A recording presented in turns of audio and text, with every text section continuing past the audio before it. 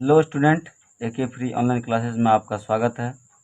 तो आज हम प्रतिरोध का संयोजन श्रेणी क्रम में सत्यापित करने के लिए सीखेंगे।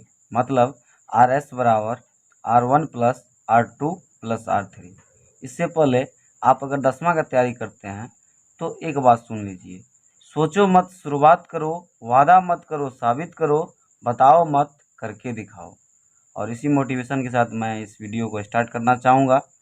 और आप कोशिश कीजिए अपने ज़िला में टॉप लाइए।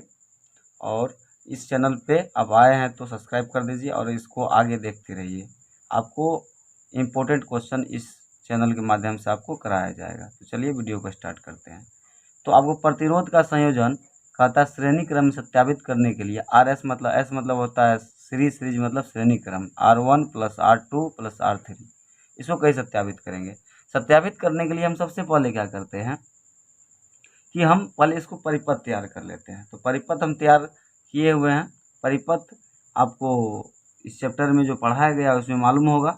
तो सबसे पहली बात, परिपथ हम क्या करते हैं, एक बैटरी लेते हैं। बैटरी का सिंबल फिजिक्स में ऐसे ही होता है। और यहाँ से तार को जोड़े हैं और इसके बाद आगे जाके इससे जो अगर विद्युत धारा बहती है वो क्या बहती है, आई बहती है। और विद्युत धारा का आई से इंडिकेट भी करते हैं। और इनमें पहला प्रतिरोध लगा दी R1 और दूसरा प्रतिरोध लगा दिए R2 और तीसरा प्रतिरोध लगा दिए R3। और इस हिसाब से तार जोड़ करके यहाँ पे एक स्विच लगा दिए हैं। स्विच का सिंबल ऐसे ही होता है। और इसके बाद बैटरी के नेगेटिव में लगा दिए हैं। नेगेटिव जहाँ पे होता है उसमें हम कनेक्ट कर दिए हैं। इस प्रकार आपका परिपथ बन के तैयार हो गया है। आप जानते हैं कि इससे होकर बैटरी से जब भी करंट जाएगी तो ये क्या जाएगी, विद्युत धारा जाएगी। विद्युत धारा को हम लोग आई से इंडिकेट करते हैं। और इनमें जो प्रतिरोध है R1 है।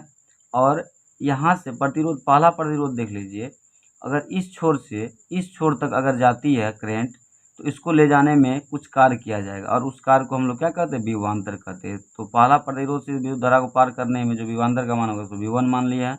दूसरा प्रतिरोध में जो विद्युत धारा को पार करने में जो कार्य किया गया उसको V2 मान लिया है। और तीसरा प्रतिरोध में जो विद्युत धारा को यहाँ से यहाँ तक ले जाने में जो कार्य किया गया वो क्या मान लिया गया, V3 मान लिया गया है। तो इस हिसाब से हम परिपथ को एक तैयार कर लिए। अब हम क्या करते हैं कि यहाँ इसी बात को हम लिख लेते हैं। तो यहाँ पे देखिए लिखे हैं कि माना कि ए बी एक परिपथ है। परिपथ का नाम ए बी रख दिए हैं। इसके बाद जिसमें एक बैटरी सी, एक स्विच के, एक बैटरी सी नहीं ई होगा, ई नाम यहाँ पे दिए हुए हैं। एक बैटरी ई और ई नाम का एक बैटरी डाल दिए हैं। इसके बाद एक स्विच लिए हैं यहाँ पे।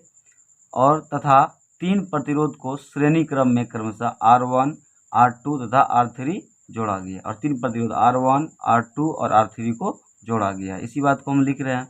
और प्रतिरोध श्रेणी क्रम में क्या होता है कि पहला प्रतिरोध का दूसरा छोर और दूसरा प्रतिरोध का पहला छोर जब एक साथ हो, या दूसरा का दूसरा छोर और तीसरा का पहला छोर जब एक साथ जुड़ा हुआ तो इसको हम लोग क्या कहते हैं, श्रेणी क्रम में कहते थे। इसी बात को यहाँ पर हम लिख लिए हैं। ए बी एक परिपथ है जिसमें एक बैटरी ई, एक स्विच के तथा 3 प्रतिरोध श्रेणी क्रम में क्रमशः R1, R2 तथा R3 जोड़ा गया, जिसमें विद्युत धारा आई प्रवाहित है। और विद्युत धारा इससे होकर जो बैटरी से बहती है वो क्या बहती है, आई बहती है। अब हम आगे देखते हैं इसके लिए हम क्या करेंगे। अब हम क्या करते हैं, ओम के नियम के हिसाब से, ओम के नियम के हिसाब से अगर हम देखेंगे तो क्या होता है, माना कि R1 प्रतिरोध से प्रभावित होने वाली विद्युत धारा I को ले जाने में किया गया कार्य क्या होगा, V1। अब देखिए प्रतिरोध I से होकर विद्युत धारा को ले जाने में जो किया गया कार्य क्या हो जाएगा, V1 हो जाएगा। तो यहाँ पे V1 लिखे हैं उसी बात को भाषा में। और ओम के नियम से आप जानते हैं V बराबर क्या होता है, IR होता है। V बराबर क्या होता है, IR होता है। तो आपका विभवांतर क्या है, पहला प्रतिरोध के लिए विभवांतर का मान क्या था, V1। और I का, I विद्युत धारा का मान सेम ही होगा पूरा ही। और इसके बाद आप जानते हैं कि प्रतिरोध इसमें क्या है, R1 है, इसलिए यहाँ पर हम क्या लिख दिए, R1 लिख दिए। तो पहला प्रतिरोध में जो विभवांतर का मान होगा V1 ओम के नियम से क्या हो जाएगा, IR1 हो जाएगा। इसी प्रकार हम देख सकते हैं दूसरा प्रतिरोध में विभवांतर का मान, तीसरा प्रतिरोध में विभवांतर का मान। तो यहाँ पे हम लिख दिए हैं इसी प्रकार से लिखे हैं V2 बराबर IR2 तथा V3 बराबर IR3। तो इस हिसाब से हम क्या कर लिए, लिख लिए। अब हम क्या करते हैं आगे। अब जानते हैं कि यहाँ पे फिगर में थोड़ा सा देख लीजिए। यहाँ पे क्या है कि V1 V2 V3 पहला प्रतिरोध से विद्युत धारा को ले जाने में जो कार्य किया गया, दूसरा प्रतिरोध में जो विद्युत धारा को ले जाने में कार्य किया गया है, और तीसरा प्रतिरोध में जो विद्युत धारा को ले जाने में कार्य किया गया है, तो V1 V2 और V3 माना गया। और सबको जब जोड़ देंगे तो एक बड़ा सा बनेगा, और उसी को हम लोग क्या कह देंगे, V। और उसी को हम लोग कहते हैं, जब सब सारे विभवांतर को जोड़ देंगे तो उसी को हम लोग क्या कहेंगे, समतुल विभवांतर बोलेंगे। तो इसीलिए हम यहाँ पे लिखे हैं समतुल विभवांतर। समतुल विभवांतर बराबर क्या हो जाएगा, V बराबर V1 plus V2 plus V3, ये हम लिख दिए। अब ओम के नियम से आप जानते हैं कि V बराबर क्या होता है, IR होता है। V बराबर क्या होता है, IR होता है। अब यहाँ पे हम क्या करते हैं, इसका मान को हम पुट कर देंगे।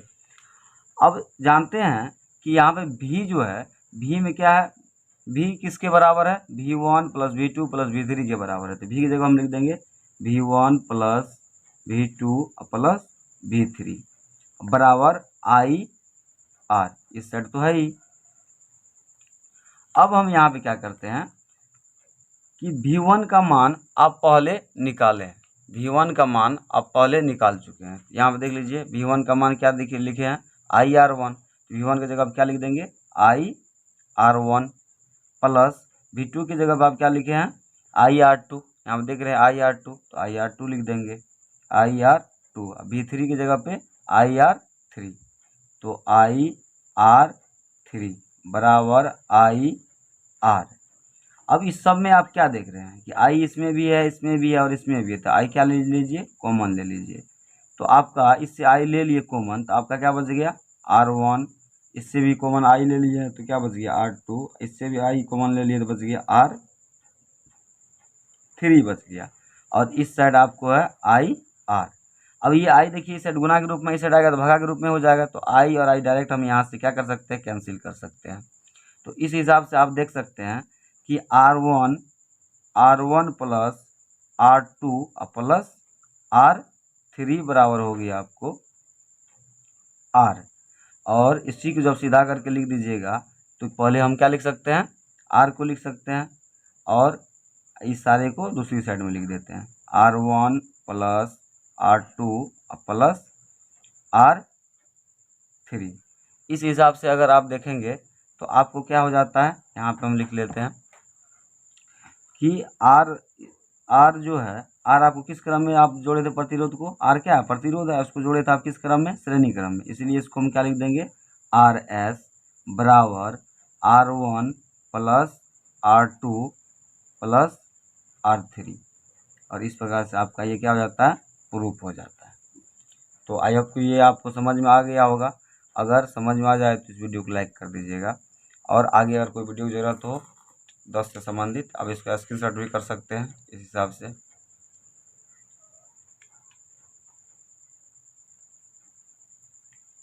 Thank you.